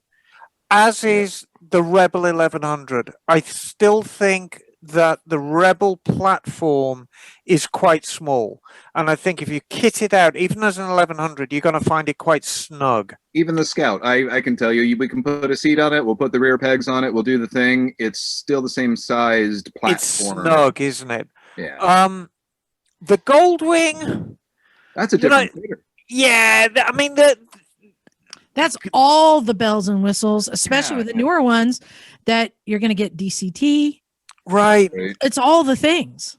It, But I did mean, you hear it's, about weight? Was that a thing too, though? yeah, it's kind of everything, isn't it? Yeah.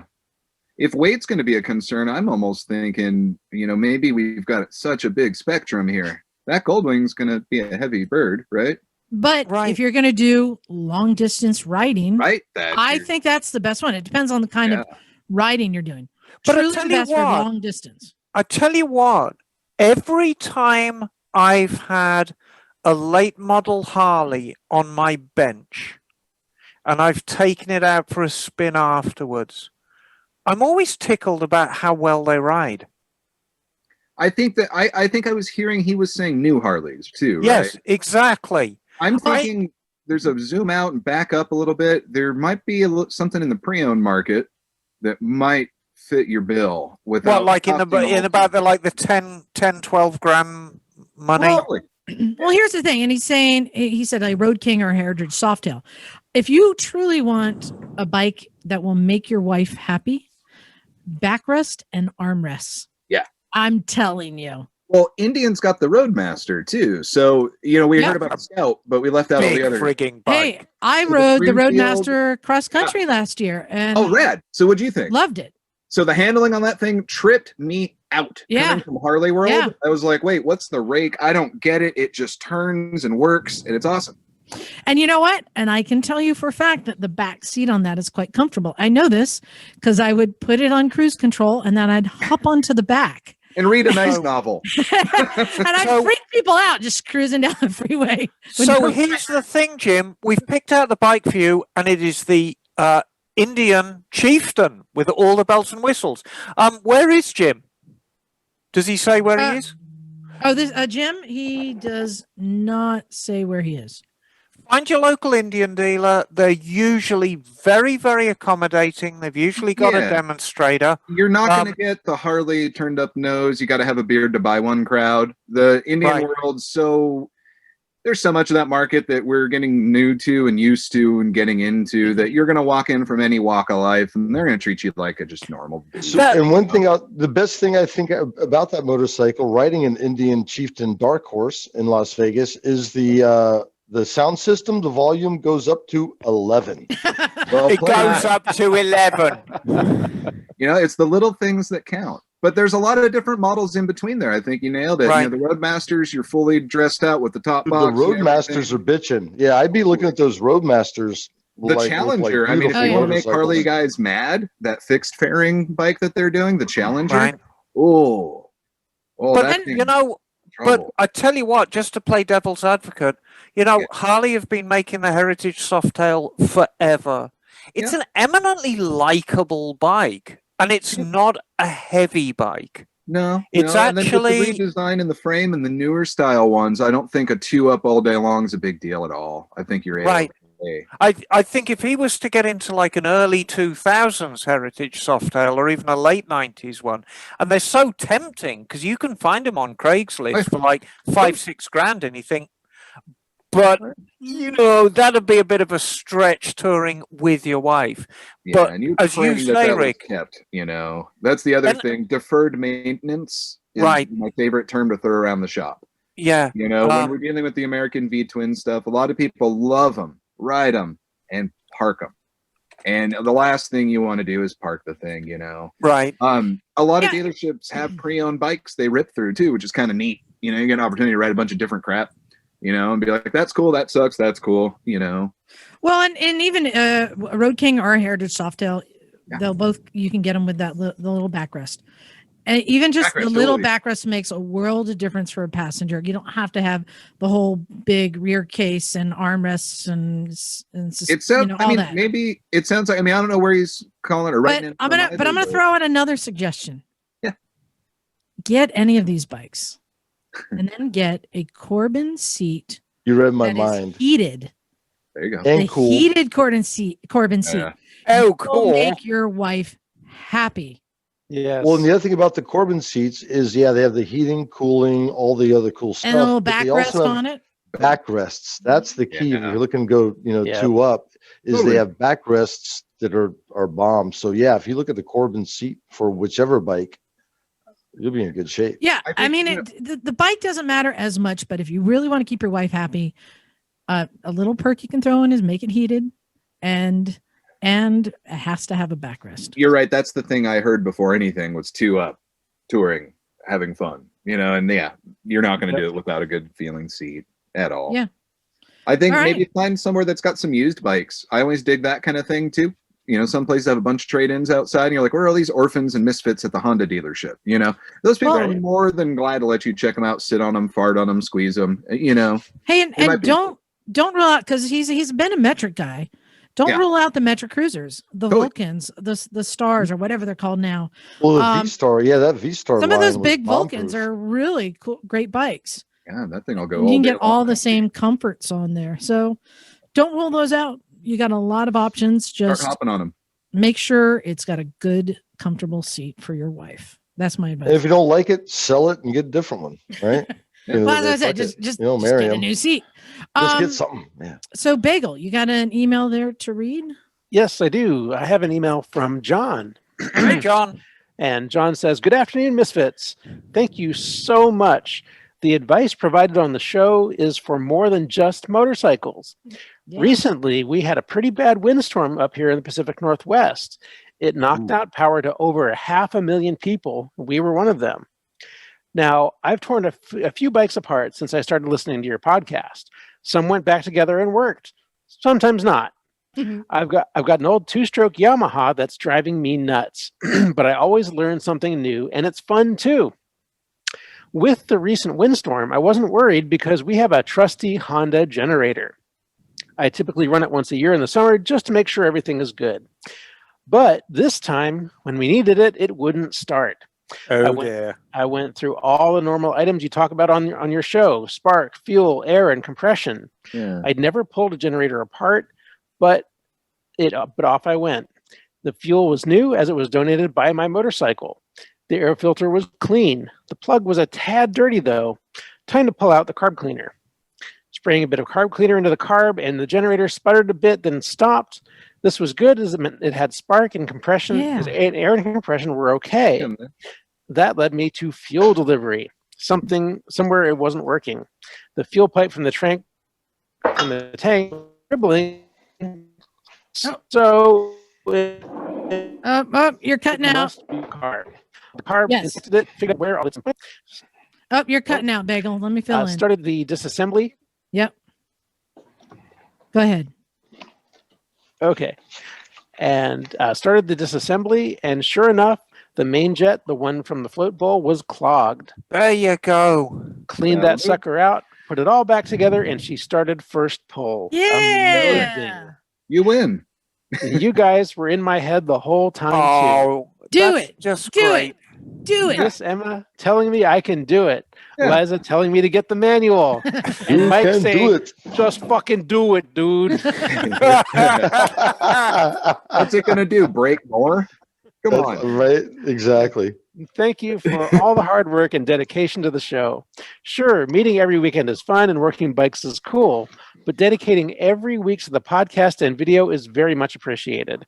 Then spending all the time editing and publishing. Thanks, Liza. You're welcome. And thank you for all the great info. And John also has a postscript. He says, Yes. by the way, I emailed a few years ago and you read it on the podcast. My daughter and I were looking for a scooter, but didn't know where to start. You gave us great advice, but it went different than planned.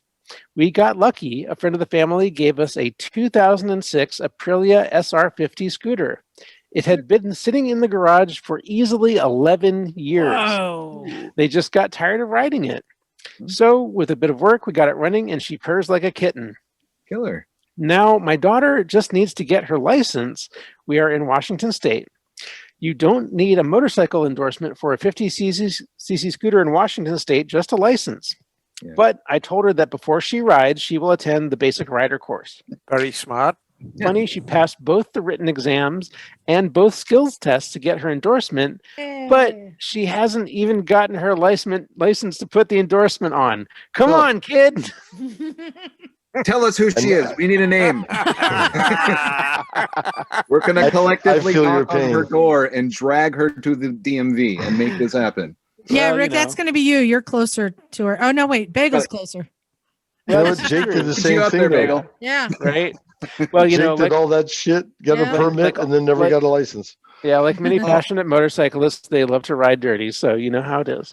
This is But- true. I love hearing that he was able to apply the same knowledge to fix a generator. One of my Yes. proudest moments was when John Dalton had spent a lot of time here learning to work on bikes, and then he moved away, and he sent me a message let me know that like his neighbor's Volkswagen Bug wouldn't start, and he went, wait a minute, I think I can do this, and he Yep. applied everything he learned here in the garage and helped them get the car running.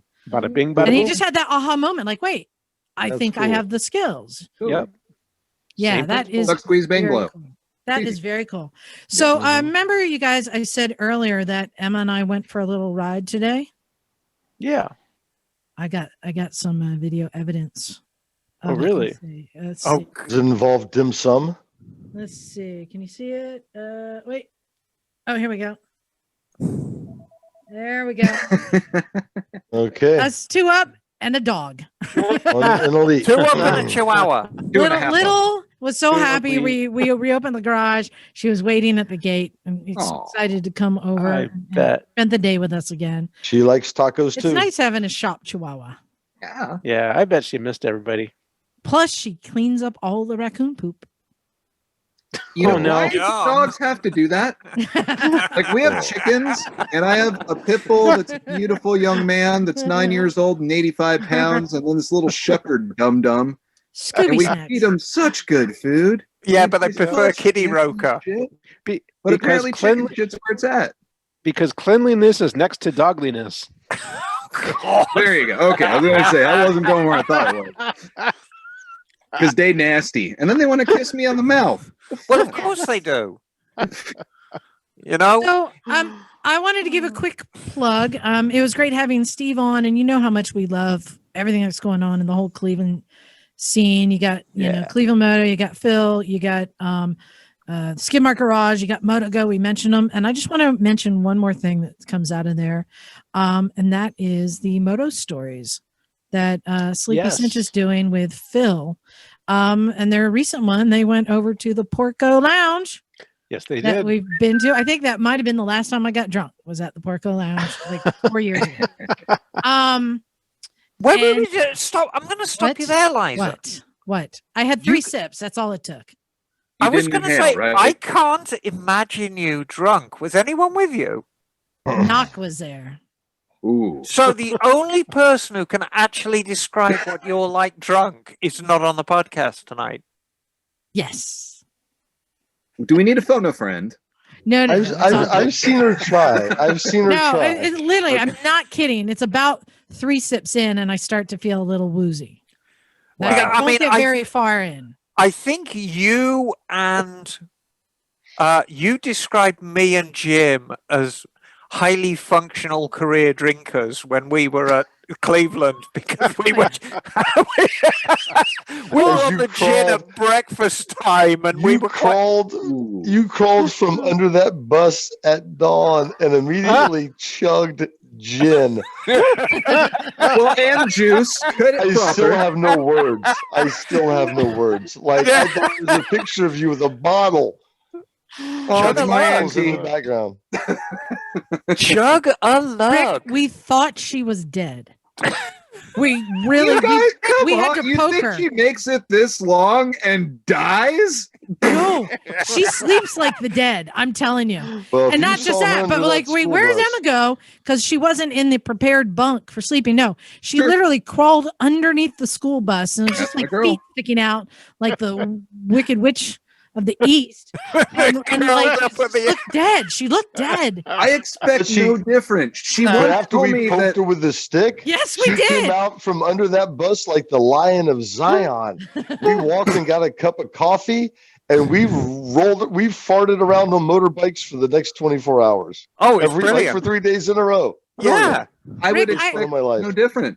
I hope you'll come join us sometime. I eventually. absolutely must at this Oh, point. I It expect is so no excellent. different. But It must hey, happen. just go check out Moto Stories on YouTube. Unky Phil and his Moto Stories, they're doing a lot of really cool stuff there. They're great Anyone else ones. have any last minute plugs they want to share? No? Crickets? Okay. Uh, I think it's time to wrap it up and give a big thanks.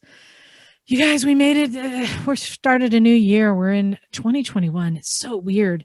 I haven't even really looked into what bikes are coming out. it's weird. The Dakar happened. I like halfway the through. I'm like, Dakar, holy shit, right? We this haven't is talked about happening. the Dakar. I was Yeah. following the Dakar, getting my updates. That was crazy. I mean, it seems like everything is going so fast that I'm not like Motocross catching up kicked with over the things that is weekend. happening. Supercross is back. There's so Supercross, much to yeah. catch up on. I think that we need to kind of get our heads back into just 2 wheels and start talking more about all the stuff that's going on because I'm just Yeah. Well, we used to go to it. We used to like hop on the bikes and ride know. 300 miles and go to it. Remember And we haven't events? Done that in a year. Remember we Yeah. used to do that? Go to Pomona? Oh, Yeah. bike shows. Those were cool. Yeah. Yeah. Oh, sigh. We Liza, you and me, we need to do another Los Angeles ride. Real Yeah, soon. Well, not right now. I ain't going to LA right now. No. Not But right now. when we can do another high speed run down to LA and back. Yeah. that Ooh, would be I like fun. it. Cannonball. Rick's in. Let's Oh, do it. provide me one of those turbo bikes you got there, Emma. Let's play. Yeah. I got the turbo. Yeah, Oh, she's right. got the CX Turbo. Oh, it's well. Whatever happened to Tubbo, as it were? Oh well, she No, got it's a the turbo. Tubbo. It's not running. Mine's running. Oh, Well, Tubbo's only good for what, 40 miles on a tank? Well, yeah, Turbo has got probably 20. Turbo's got a 1 gallon fuel let's cell. build an auxiliary fuel cell. He'll I've probably got an get me idea. across the parking lot. Get me a Camelback of petrol. Might You know need a what? keg. I'll be honest, Rick. If you want to ride any of our bikes down LA, you're gonna riding one of Bagel's scooters is actually the best. I'm not thing. scared. No, it's not. No, it's not about being scared. He's got scooter set up for the Cannonball. How many Right. miles could you go on that one? With the spare tank, I could go about 300 miles on one. Oh, you're killing it. Yeah. Yeah. Totally. No, Wait, do yeah. your tires get excessively hot being that small? I'm not trying to be a dick. It's a genuine Yeah. question. Oh yeah. I mean, you have to calculate in. There will be extra wear, and Yeah. you might need to put a couple extra pounds in there with the extra gear and stuff you're carrying. So yeah. But it's super comfortable, especially when you put on the skirt. I think it actually caught you out, Bagel, because you went from having a small amount of tread to torn all the way through the canvas. Oh in yes. a very short amount of time, and that's a legacy of having little wheels spinning very, very I was quickly. going to say being able to go 300 miles is probably not what those wheels have ever done. Well, they were not designed for that, but that was also the result of me not checking the tire carefully throughout the day, knowing it was that low in the first place, and that I was planning to replace it that night anyway. And just to give you an idea for anyone who thinks that scooters are slow, when we were doing cross country, I had kind of leapfrog ahead of him, and I was at a rest stop waiting for him to come and ready to jump on my bike. As soon as I saw him coming, I throw my helmet on, get on the bike, start it. I take off. He's now passing me. I get on, and I'm on a 990, a KTM. It took me 45 minutes to catch up to him. I was hauling. Because he was hauling ass. And like I realized, like, wait, I'm doing like 90 miles an hour and he's doing 80 miles an hour. I'm only gaining 10 miles every hour. And it was like he got like 2 miles down the road ahead of me before I pulled out. I'm like, shit, this is gonna take a while. What kind of scooter are we talking, Bagel? What's your setup for that cannonball? This is my Vespa GTS 250. Okay, rad. Yeah, they also make a GTS 300, which will do it as well. Yeah. I'm just saying. Year is it? Mine's a 2007. Okay, rad. Yeah. Even smaller capacity scooters. Really, that topper got me bonered up this morning. I was sitting on the toilet and I'm looking at all my panhead crap as usual, and it's Harley topper. I'm like, I know exactly what that is. You know, I would not recommend that for a cannonball run. Well, you know what? Why don't we? Can I give everyone an assignment? Yes. Sure. Does it involve grinder? Next week, I would like to have a Misfits history hole, because I think everybody can bring something. Why don't we talk about the topper? Because we've been mentioning it. I bet you people don't know what it is. And I bet you I can talk about that. knows about it. Emma knows about it. Rick knows about it. The whole American and Jim will learn about culture boom, and let's party. Yeah, because America. Let's do a Misfits history hall. Let's all bring something to the table. Because America. Because America. And we're going to focus on the scooters, because that's the part that I'm really excited about today. Right. That's what made America great. America. All right. On that note, we're spinning out of control. Thank you to all of our listeners for making it this far. Thank you to our Patreon subscribers, especially. I need to look at our calendar, and let's do another invite the Patreon peoples to come join us on the Zoom chat. That'll be fun. I always enjoy those. We got such cool Misfits out there. And thank you to you Misfits for joining me every week and having fun with this, because I'm having fun too. On that note, I'm giving up on the whole saying our names in alphabetical order, because this is Zach. No, we can do it. No, we can do it. It never works. I don't know. No, we can I do don't it. know. No. Okay, are you guys ready to try it? Okay, on that note, let's get out of here. Thanks, everyone. This is Liza. Bagel. Emma, darling. Rick. And blue is my favorite topper color. This is Naked Jim. You guys are the worst. And we're out of here. Almost cool. Blue. All right. I like the blue Here's another topper. one. Thank you very much. All right. Good show, Rick. Oh, hell. I hope you enjoyed. Just so you know, that's why last week I was frantically messaging you, because I had made up that game and had it on the queue. Oh no! And I'm like, you're coming in, right? You're coming in, because I got you on the schedule, but I didn't tell you. No, I'm here. It's good. We're on. Right. No, it's okay. We worked it out.